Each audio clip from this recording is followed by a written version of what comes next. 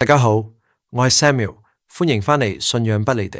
喺過去嘅分享中，我哋探討咗敬拜嘅真諦，以及與神建立友誼。然而喺信仰嘅旅程中，我哋每個人都會遇到一個咁樣嘅時刻，就係禱告似乎得唔到回應，心靈感到枯乾，仿佛神已經離我哋而去。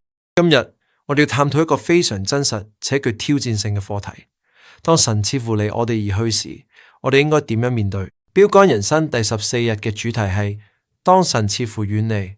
聖經記載，即使係最敬虔嘅人，如大衛王或約伯，都曾深深體會過呢種被神忽視、被神遺忘嘅痛苦。呢個情況喺屬靈傳統中常被稱為心靈嘅黑夜。但我哋必須明白一個關鍵真理：感覺唔到神嘅臨在，並唔代表佢唔喺度。事實上，神往往透過呢種沉默嚟考驗並深化我哋嘅信心。真正嘅敬拜，並非建立喺情緒嘅高漲時期，而係喺最黑暗、最感覺唔到神嘅時候，依然選擇俯伏喺佢面前。當你感到被神遺棄嘅時候，首先要做嘅係對神保持絕對嘅誠實。你可以仿效約伯一樣，將內心嘅沮喪、疑惑甚至憤怒向神傾訴。神完全能夠接受你嘅情緒，佢甚至更加喜歡你誠實嘅哀求，認為勝過虛偽嘅讚美。卸下屬靈嘅偽裝，係重新建立連結嘅第一步。其次，我哋要將焦點從自己嘅感覺轉移到神嘅品格上。感覺係會波動且不可靠嘅，但係神嘅本性卻永不改變。即使環境極其惡劣，我哋依然可以捉住佢嘅不變真理。神係良善嘅，佢深愛住我，佢對我嘅生命有完美嘅計劃，並且佢絕不撇下我。正如約伯喺失去一切嘅時候，依然宣告佢要殺我，我毫無指望。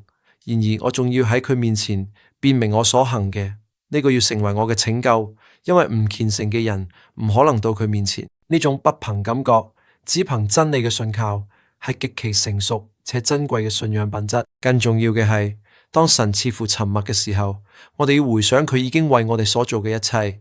如果你覺得神不再愛你，請睇一睇十字架，耶穌基督喺嗰度為你嘅罪受苦受死。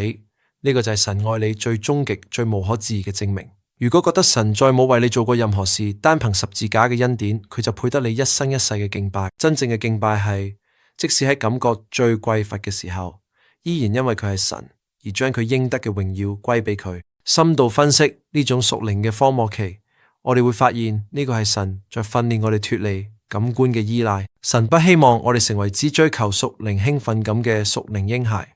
佢希望我哋嘅成長係能夠無論喺順境或逆境，都能夠堅定不移跟隨佢嘅精兵。當你喺感覺唔到神嘅時候，依然選擇信服，依然堅持敬拜，你嘅靈魂正喺度經歷一場深度嘅擴張與純正。朋友，你而家係咪正處於心靈嘅寒冬？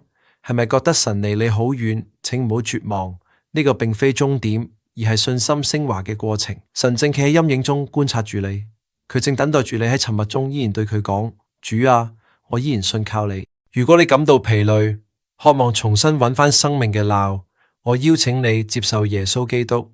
佢曾經歷過最徹底嘅被父神離棄，擔負我哋嘅罪，為嘅係讓你永遠唔再真正咁被拋棄。如果你願意，請同我一齊禱告。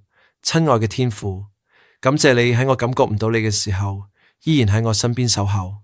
我承認我常被感覺所左右，常喺你嘅沉默嘅時候而感到恐懼。今日我選擇放下對感覺嘅執着，單單信靠你永不改變嘅品格與應許。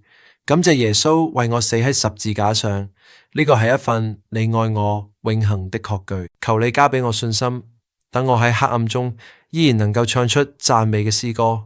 奉耶穌之名祈求阿門。當你決定喺上帝沉默中依然盡心盡意盡性咁敬拜，你將會發現神一直都在，佢正以另一種更深邃嘅方式與你同行。